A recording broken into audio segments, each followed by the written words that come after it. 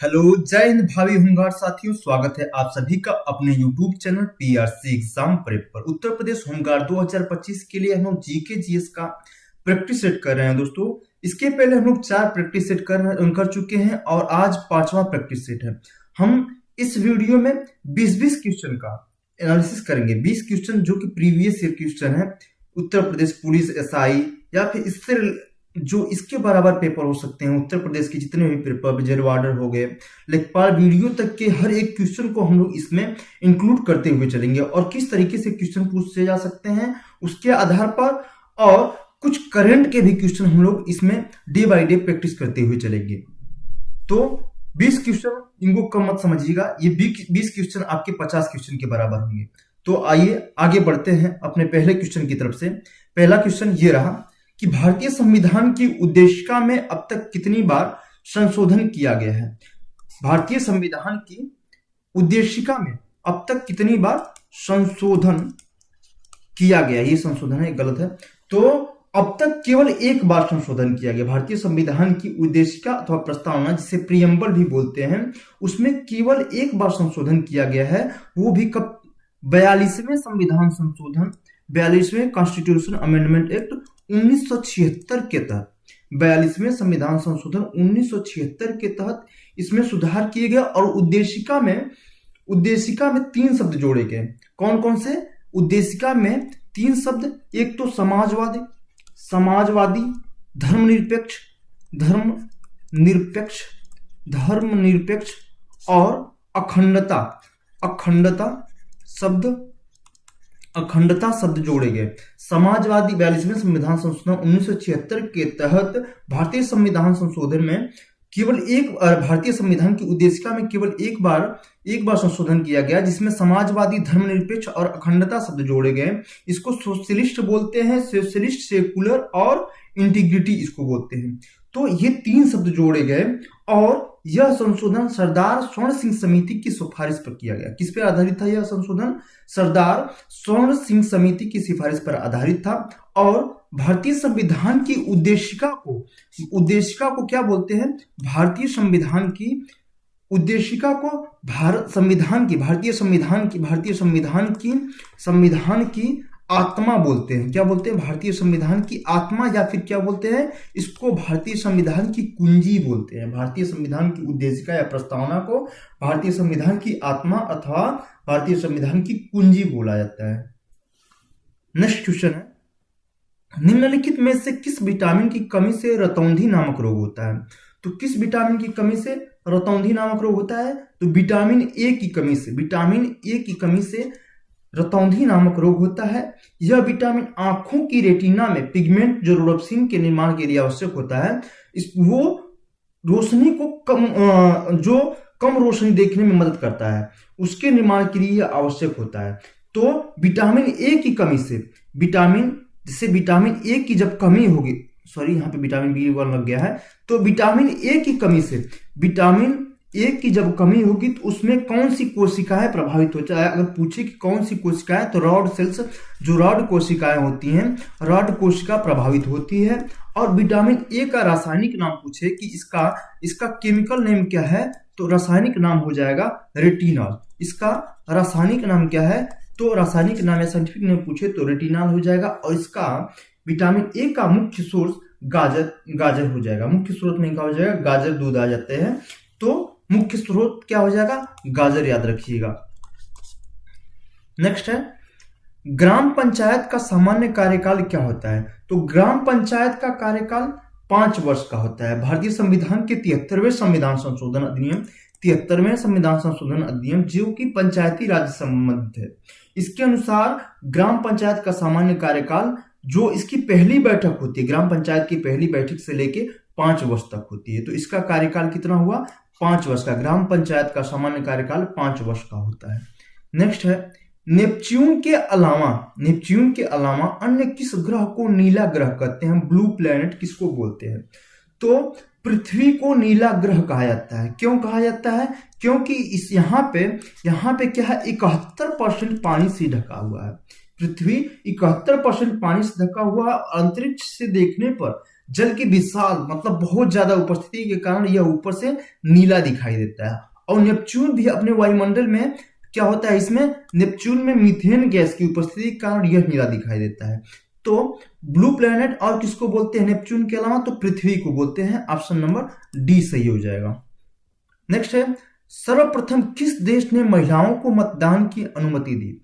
तो किस देश ने महिलाओं को मतदान की अनुमति दी?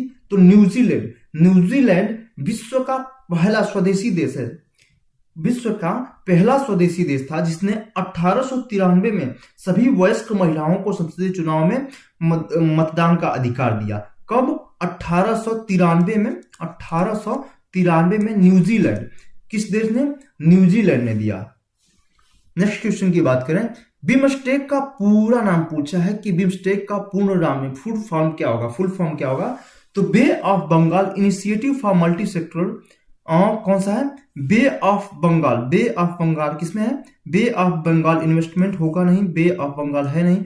बे of Bengal initiative for multi sectoral technical and economic cooperation, option number B सही हो जाएगा। बी सही हो जाएगा। बिमस्टेक बंगाल की खाड़ी से, बंगाल की खाड़ी जो इधर बांग्लादेश की तरफ पड़ता है, राइट साइड पूर्व की तरफ, साउथ दक्षिण पूर्व की तरफ, तो बिमस्टेक बंगाल की खाड़ी से सटे हुए दक्षिण एशिया और दक्षिण पूर्व एशिया के देशों के बीच एक बहुक्षेत्रीय तकनीक और आर्थिक सहयोग की एक पहल है। और इसका पूछा जाता है कि इसमें सदस्य देश कौन कौन से हैं और इसका मुख्यालय क्या है, इसके बारे में। तो इसको जानते हैं कि बिमस्टेक में 7 देश हैं। कौन कौन से? 7 सदस्य देश हैं इसके।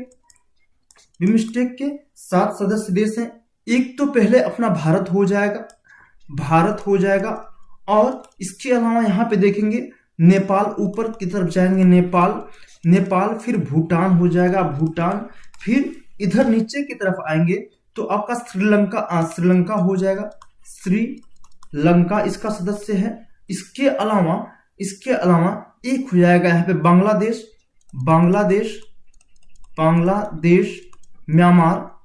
म्यांमार और कौन सा?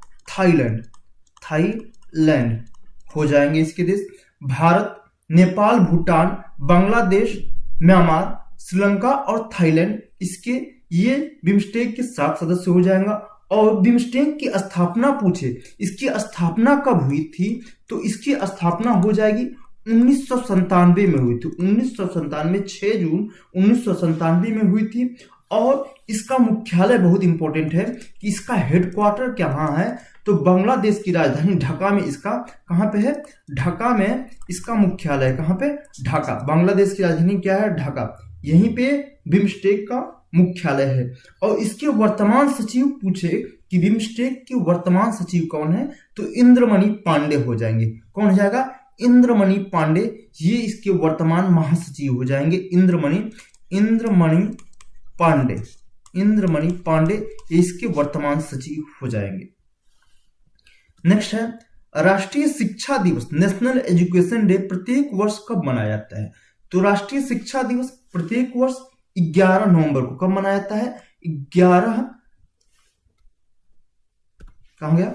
राष्ट्रीय शिक्षा दिवस प्रत्येक वर्ष 11 नवंबर को मनाया जाता है। 11 नवंबर, ये 11 नवंबर स्वतंत्र भारत के पहले जो शिक्षा मंत्री, स्वतंत्र भारत के पहले शिक्षा मंत्री मौलाना अबुल कलाम आजाद की जयंती के उपलक्ष्य में मनाया जाता है। किसके? मौलाना अबुल कलाम आजाद, मौलाना अबुल कलाम आजाद की जयंती के उपलक्ष्य में राष्ट्रीय शिक्षा दिवस मनाया जाता है। तो इसको ध्यान रखिएगा, 11 नवंबर राष्ट्रीय शिक्षा दिवस। और 5 सितंबर को क्या मनाया जाता है? तो शिक्षक दिवस के रूप में। 11 नवंबर को तो शिक्षा दिवस और 5 सितंबर को शिक्षक दिवस के रूप में मनाया जाता है। किसके रूप में? शिक्षक दिवस। डॉक्टर सर्वपल्ली राधाकृष्णन शिक्षक दिवस के रूप में मनाया जाता है। किसके जन्म दिवस के अवसर पे? तो डॉक्टर सर्वपल्ली राधाकृष्णन की जन्म जयंती के रूप में इसको शिक्षक दिवस 5 सितंबर को मनाया जाता है। और 15 अक्टूबर को यहाँ पे है, 15 अक्टूबर को क्या मनाया जाता है? तो 15 अक्टूबर को विश्व छात्र दिवस मनाया जाता है। क्या मनाया जाता है? विश्व छात्र दिवस। विश्व छात्र दिवस की बात करें तो विश्व छात्र दिवस कब मनाया जाता है? 15 अक्टूबर को मनाया जाता है। और यहीं पे 24 जनवरी को पूछे, 24 जनवरी को क्या मनाया जाता है, ये भी बहुत पूछा जाता है। तो राष्ट्रीय बालिका दिवस, राष्ट्रीय बालिका दिवस कब मनाया जाता है? तो राष्ट्रीय बालिका दिवस 24 जनवरी को मनाया जाता है। राष्ट्रीय बालिका दिवस 24 जनवरी को, ये इंपॉर्टेंट है। राष्ट्रीय बालिका दिवस 11 नवंबर को क्या हो जाएगा? राष्ट्रीय शिक्षा दिवस। और 5 सितंबर को क्या हो जाएगा? शिक्षक दिवस हो जाएगा। नेक्स्ट है, उत्तर प्रदेश को राज्य का दर्जा कब मिला? तो उत्तर प्रदेश को राज्य का दर्जा से पहले हम कुछ उत्तर प्रदेश की स्थापना के बारे में जान लेते हैं कि इसकी स्थापना कैसे कैसे हुई और इसका नाम पहले क्या था। तो यहां से शुरू करते हैं। 1836 में, 1836 जून 1836 में इसकी स्थापना उत्तर पश्चिम प्रांत के रूप में, कैसे? उत्तर पश्चिम प्रांत के रूप में हुई। इसकी स्थापना 1836 में उत्तर पश्चिम प्रांत के नाम से। और 1877 में उत्तर पश्चिम प्रांत आगरा व अवध पड़ा। आगरा व अवध पड़ा, आगरा व अवध। फिर उसके बाद 1902 में संयुक्त प्रांत आगरा व अवध बना। संयुक्त प्रांत आगरा व अवध बना। फिर उसके बाद 1907 में इसकी स्थापना संयुक्त प्रांत के रूप में हुई। इसका नाम बदल के क्या कर दिया गया? संयुक्त प्रांत कर दिया गया। यहां पे ध्यान रखिएगा, 1800 दो बार 1836 और 1877। तो 1836 जो पहले हुआ उसमें क्या होगा? उत्तर पश्चिम प्रांत के रूप में। फिर 1870 में क्या कर याद रखेंगे? उत्तर पश्चिम प्रांत आगरा व अवध के रूप में। और फिर 1900 में आते हैं तो 1900 में भी 1902 और 1907। 1902 में संयुक्त प्रांत आगरा व अवध, यहाँ पे आगरा व अवध था तो फिर यहाँ पे भी तो संयुक्त प्रांत आगरा व अवध हो जाएगा। फिर 1937, यहाँ पे 7 नहीं है, 1937 में ये क्या कर दिया गया? संयुक्त प्रांत, केवल क्या कर दिया गया? संयुक्त प्रांत कर दिया गया। और 1950 में 24 जनवरी 1950 को संयुक्त प्रांत का नाम बदलकर क्या कर दिया गया? अपना उत्तर प्रदेश कर दिया गया। तो उत्तर प्रदेश को राज्य का दर्जा कब मिला? 24 जनवरी 1950 को क्या कर दिया गया? 24 जनवरी 1950। और इसलिए 24 जनवरी को उत्तर प्रदेश दिवस के रूप में मनाते हैं। किसके? उत्तर प्रदेश दिवस कब मनाया जाता है? तो 24 जनवरी को मनाया जाता है। तो ये चीजें ध्यान रखिएगा, 1836, 1877, 1902, 1937, फिर 24 जनवरी 1950 को उत्तर प्रदेश की स्थापना हुई। नेक्स्ट क्वेश्चन है, भारतीय संविधान का निम्नलिखित में से कौन सा अनुच्छेद भारत के महान्यायवादी अटॉर्नी जनरल ऑफ इंडिया से संबंधित है? तो भारत का महान्यायवादी ये जो होता है भारत का सर्वोच्च कानून अधिकारी होता है। क्या होता है? भारत का महान्यायवादी भारत का सर्वोच्च कानून अधिकारी होता है। भारत का सर्वोच्च क्या होता है? कानून अधिकारी होता है। और ये भारत सरकार के सबसे बड़े कानून अधिकारी होते हैं, जिसकी इनकी नियुक्ति क्या होती है? भारत के राष्ट्रपति द्वारा आर्टिकल नंबर किससे? अनुच्छेद 76 से संबंधित। अनुच्छेद 76 से संबंधित भारत के महान्यायाधीश कौन से अनुच्छेद से संबंधित है? अनुच्छेद 76 से संबंधित है। और पूछिए कि वर्तमान में भारत के महान्यायवादी अटॉर्नी जनरल ऑफ इंडिया कौन है? तो ये कौन हो जाएंगे? आर वेंकट रमणी। ये है आर वेंकट रमणी। कौन है? आर वेंकट रमणी। ये क्या है? वर्तमान भारत के महान्यायवादी हैं और ये 16वें क्रम के हैं। कौन से? 16वें क्रम के अटॉर्नी जनरल ऑफ इंडिया है। नेक्स्ट क्वेश्चन की बात करें, गौतम बुद्ध ने अपना प्रथम उपदेश किस स्थान पर दिया था? तो गौतम बुद्ध ने अपना प्रथम उपदेश सारनाथ में दिया था। कहां पे दिया था? सारनाथ में दिया था। और अपने 5 शिष्यों को इन्होंने सारनाथ में शिक्षा दी थी और प्रथम उपदेश दिया था। नेक्स्ट है, गौतम बुद्ध ने अपना प्रथम उपदेश किस स्थान पर दिया था? तो गौतम बुद्ध ने अपना प्रथम उपदेश सारनाथ में अपने 5 शिष्यों को दिया था। इस घटना को धर्म चक्र प्रवर्तन बोलते हैं। क्या बोलते हैं? धर्म चक्र प्रवर्तन बोलते हैं। धर्म चक्र प्रवर्तन बोलते हैं। धर्म चक्र प्रवर्तन क्या बोलते हैं? धर्म चक्र प्रवर्तन बोलते हैं। और इनका जन्म पूछे कि इनका जन्म, गौतम बुद्ध का जन्म कहाँ पे हुआ था? तो इनका जन्म लुम्बिनी में हुआ था। जन्म कहाँ पे हुआ था? लुम्बिनी में हुआ था। और इनको ज्ञान की प्राप्ति तो कहाँ पे हुई थी? बोध गया में हुई। ज्ञान की प्राप्ति कहाँ पे हुई? बोध गया में हुई। और ये इनका जो देह यानी इनकी मृत्यु कहाँ पे हुई थी? कुशीनगर में हुई थी। इनकी मृत्यु पूछे तो इनकी मृत्यु हो जाएगी कुशीनगर। जन्म तो हुआ लुम्बिनी में, लेकिन इनकी मृत्यु कहाँ पे हुई? कुशीनगर में। और जब इनका मृत्यु हुई वहां पे यानी कि देह त्याग हुआ, तो उस घटना को क्या बोलते हैं? महापरिनिर्वाण। ये पूछा जाता है, महापरिनिर्वाण। इसको क्या बोलते हैं? महापरिनिर्वाण बोलते हैं। यानी मृत्यु को यहाँ पे क्या बोलते हैं? महापरिनिर्वाण। और इनके प्रथम उपदेश को धर्म चक्र प्रवर्तन बोलते हैं। जन्म कहाँ हुआ? लुम्बिनी में। मृत्यु कहाँ पे हुई? कुशीनगर में। और प्रथम उपदेश दिया सारनाथ में, जिसको धर्म चक्र प्रवर्तन बोलते हैं। और ज्ञान कहाँ प्राप्त हुआ इनको? बोध गया में। बोध गया, बोध से ज्ञान याद रखिएगा, बोध गया। नेक्स्ट है काकोरी ट्रेन एक्शन, जिसे पहले काकोरी षड्यंत्र के नाम से जाना जाता था। ये काकोरी घटना सीधे सीधे पूछा है कब हुई थी? तो काकोरी ट्रेन एक्शन अर्थात जिसको क्या बोलते हैं? काकोरी कांड भी बोलते हैं। ये 9 अगस्त 1925 को हुआ। कब हुआ? 9 अगस्त 1925 को। ये घटना कब हुई? 9 अगस्त 1925 को। इसे HRA अर्थात Hindustan Republican association, Hindustan Republican association के क्रांतिकारियों, जिसमें मुख्य रूप से कौन कौन थे? राम प्रसाद बिस्मिल और अशफाक उल्ला खां। कौन थे? अशफाक उल्ला खां और राजेंद्र लाहिड़ी और ठाकुर रोशन सिंह। कौन थे? ठाकुर रोशन सिंह इसमें शामिल थे। तो काकोरी ट्रेन घटना कहाँ पे हुई? कब हुई? 9 अगस्त 1925 को। और इसमें HRA के क्रांतिकारी शामिल थे, जिसमें मुख्य रूप से राम प्रसाद बिस्मिल, अशफाक उल्ला खां, राजेंद्र लाहिड़ी और ठाकुर रोशन सिंह शामिल थे। इसका मुख्य उद्देश्य था सरकारी खजाने को लूटने। क्या था इनका मुख्य उद्देश्य? सरकारी खजाने को लूटने के उद्देश्य से लोग किए थे। नेक्स्ट है भारतीय राष्ट्रीय कांग्रेस की प्रथम महिला अध्यक्ष कौन थी? तो भारतीय राष्ट्रीय कांग्रेस की प्रथम महिला अध्यक्ष पूछे तो ये हो जाएंगी एनी बेसेंट। भारतीय राष्ट्रीय कांग्रेस की प्रथम महिला अध्यक्ष हो जाएंगी एनी बेसेंट। और एनी बेसेंट इन्होंने 1917 में कलकत्ता के अधिवेशन में अध्यक्षता की थी। कौन से? कलकत्ता अधिवेशन में इन्होंने अध्यक्षता की थी। अधिवेशन में अध्यक्षता इन्होंने की थी। तो भारतीय राष्ट्रीय कांग्रेस की प्रथम महिला अध्यक्ष एनी बेसेंट हो जाएगा।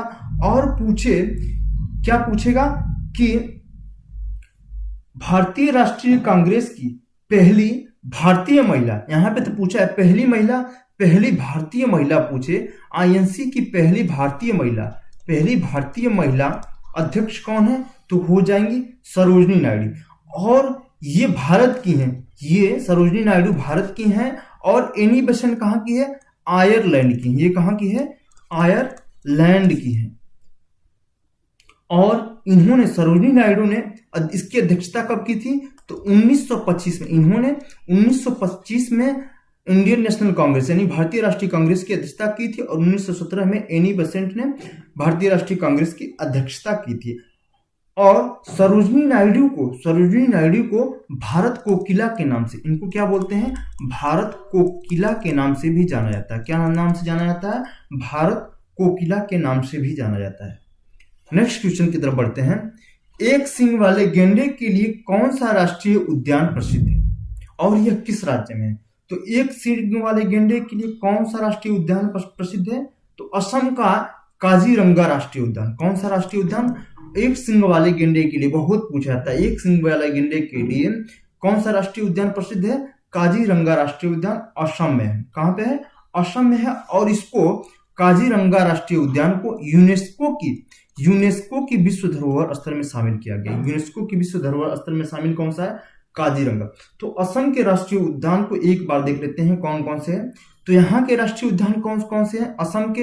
एक तो हो जाएगा काजीरंगा राष्ट्रीय उद्यान, काजीरंगा राष्ट्रीय उद्यान हो गया, मानस हो गया, यहाँ का मानस राष्ट्रीय उद्यान। काजीरंगा और मानस इन दोनों को यूनेस्को की विश्व धरोहर स्थल में शामिल किया गया है। इसके अलावा नामेरी ओरांग हो जाएगा, ओरांग और डिब्रूगढ़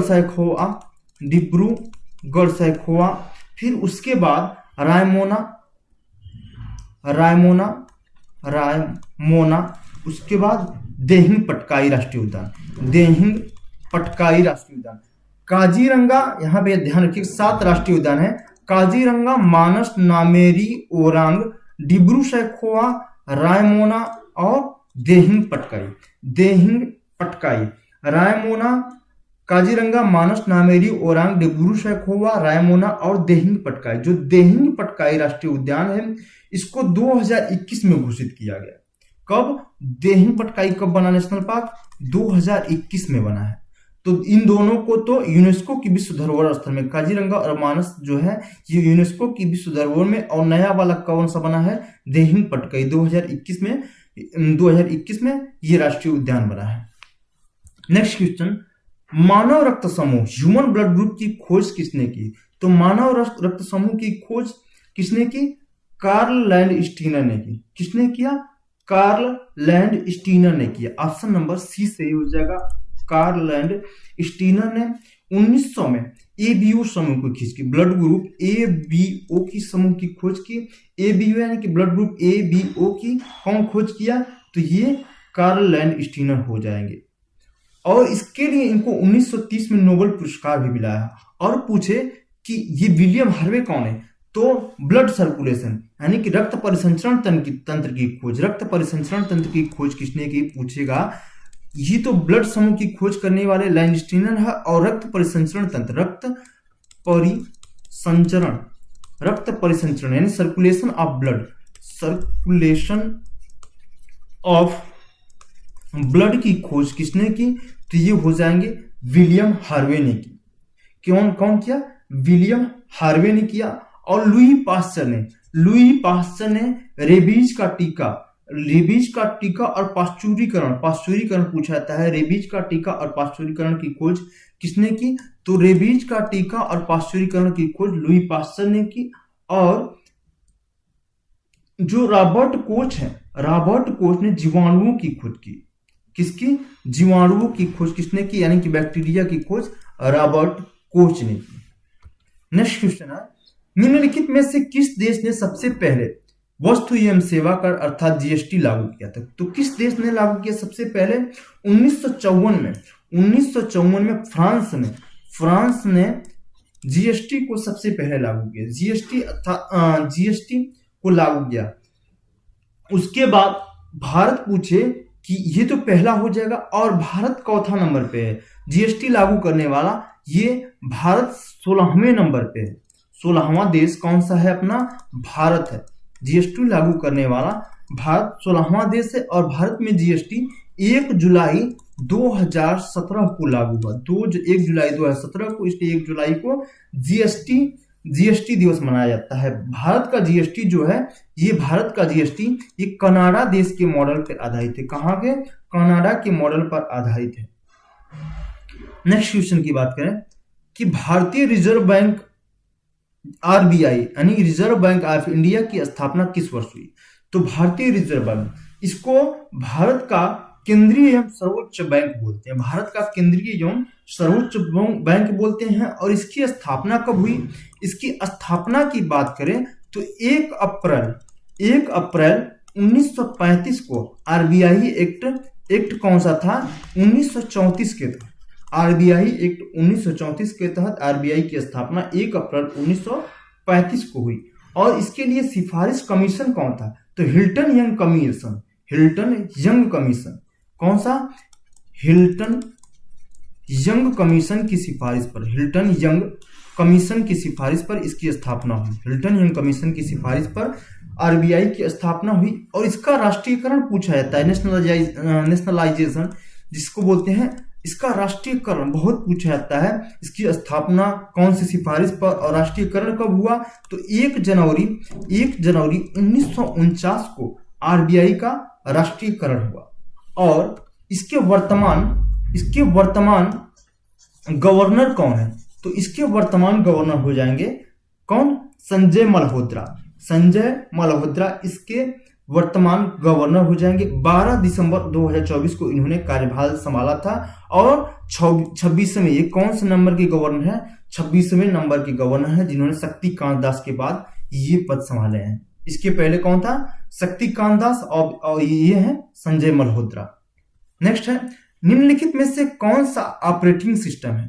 ऑपरेटिंग सिस्टम का उदाहरण नहीं है, पूछा है कि इनमें से कौन ऑपरेटिंग सिस्टम का उदाहरण नहीं है। ऑपरेटिंग सिस्टम ऐसा सिस्टम होता है, सॉफ्टवेयर होता है जो कंप्यूटर के हार्डवेयर और सॉफ्टवेयर संसाधनों का प्रबंधन करता है और कंप्यूटर के प्रोग्राम के लिए सहायता प्रदान करता है। जैसे ये क्या करता है? मीडिएटर का काम करता है। जो ऑपरेटिंग सिस्टम क्या होता है? ये तो मीडिएटर का काम यानी मध्यस्थता का काम करता है। जैसे अब हमारे और हार्डवेयर अर्थात माउस के बीच संचार स्थापित, जैसे माउस ले लें, कीबोर्ड ले लें, तो हमारे यानी कि हम लोग उपयोगकर्ता अर्थात हम लोगों और हार्डवेयर के इन दोनों के बीच मध्यस्थता करता है, या फिर संसाधक, इनके कार्य की से समझ सकते हैं संसाधक प्रबंधक यानी कि रिसोर्स जो मैनेजर है उसके रूप में, जैसे सीपीयू या फिर इनपुट डिवाइसेस जैसे सभी हार्डवेयरों को ये मैनेज करता है कि ऐप जो होता है ठीक से चल सके, और एक प्लेटफॉर्म प्रदान करता है अन्य सॉफ्टवेयर जैसे वेब ब्राउजर, गेम्स इत्यादि चलाने के लिए सॉफ्टवेयर प्रदान करता है। तो ऑपरेटिंग सिस्टम जैसे लैपटॉप या फिर डेस्कटॉप की बात करें तो माइक्रोसॉफ्ट हो जाएगा, एप्पल मैक ओएस होता है। एक तो हो गया, एग्जांपल से आप समझिए कि ऑपरेटिंग सिस्टम कौन कौन से? माइक्रोसॉफ्ट, जैसे लैपटॉप या डेस्कटॉप की बात करें तो माइक्रोसॉफ्ट विंडो हो गया, एप्पल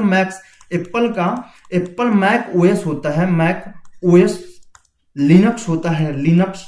और मोबाइल में जैसे आप लोग देखते हैं, मोबाइल खोलते ही मिल जाता होगा, तो मोबाइल में कौन कौन से हैं? तो गूगल का एंड्रॉयड है, गूगल एंड्रॉयड और एप्पल iOS दिखाता है, गूगल एंड्रॉयड और एप्पल iOS, ये ऑपरेटिंग सिस्टम है। जबकि यहाँ पे गूगल क्रोम क्या है? एक वेब ब्राउजिंग, इससे कुछ हम लोग सर्च करते हैं, तो ये हो गया गूगल क्रोम ऑपरेटिंग सिस्टम का उदाहरण नहीं है।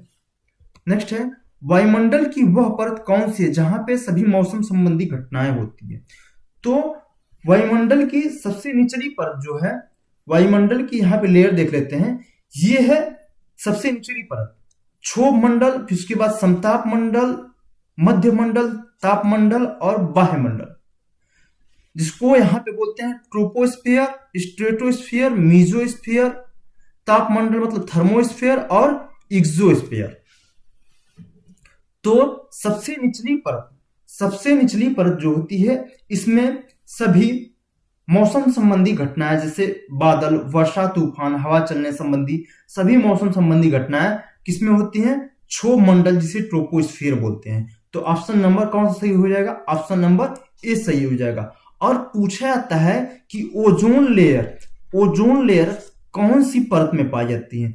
तो ये ध्यान रखिएगा, स्ट्रेटोस्फियर अर्थात समताप मंडल में ओजोन संबंधी घटनाएं, ओजोन लेयर पाई जाती है, और मौसम संबंधी घटनाएं ट्रोपोस्फियर अर्थात क्षोभ मंडल में होती हैं। नेक्स्ट है, भारत का सबसे ऊंचा जलप्रपात कौन सा है? तो भारत का सबसे ऊंचा जलप्रपात कौन सा है? कुंचिकल जलप्रपात। कौन सा है? कुंचिकल जलप्रपात। ये भारत का सबसे ऊंचा जलप्रपात माना जाता है। ये कर्नाटक, कहाँ पे स्थित है? ये कर्नाटक के शिमोग जिले में वराही नदी पर स्थित है। कहाँ पे है? वराही नदी पर स्थित है। और जोग जलप्रपात पूछे कि जोग जलप्रपात कहाँ है, तो ये भी कर्नाटक में स्थित है। कौन सी नदी पर? शरावती नदी पर। ये है शरावती नदी पर स्थित है। और और पूछे कि धुआंधार जलप्रपात कहाँ है, तो ये मध्य प्रदेश में है। धुआंधार जलप्रपात मध्य प्रदेश में नर्मदा नदी पर स्थित है। और हुंडरू जलप्रपात कहाँ पे है, झारखंड में है। हुंडरू जलप्रपात कहाँ है, झारखंड में। कहाँ पे, झारखंड में हुंडरू जलप्रपात स्थित है। कौन सी नदी पर, सुवर्णरेखा नदी पे है। नेक्स्ट है, लेबनान की राजधानी क्या है, तो लेबनान की राजधानी हो जाएगी बेरूत। लेबनान की राजधानी क्या है, बेरूत हो जाएगी। और दमिश्क, ये किसकी राजधानी है, दमिश्क किसकी राजधानी है, सीरिया की राजधानी है। दमिश्क किसकी राजधानी हो जाएगी, सीरिया की राजधानी हो जाएगी। जेरूशलम, जेरूशलम किसकी राजधानी है, इजराइल की राजधानी। इजराइल की राजधानी क्या है, जेरूशलम हो जाएगी। और अम्मान किसकी है, जॉर्डन की राजधानी क्या है, अम्मान है। जॉर्डन की राजधानी क्या है, अम्मान। इजराइल, जेरूशलम, सीरिया की राजधानी हो जाएगी दमिश्क हो जाएगी। तो ये रहे टोटल प्रश्न दोस्तों। मिलते हैं नेक्स्ट वीडियो में, तब तक के लिए बाय बाय।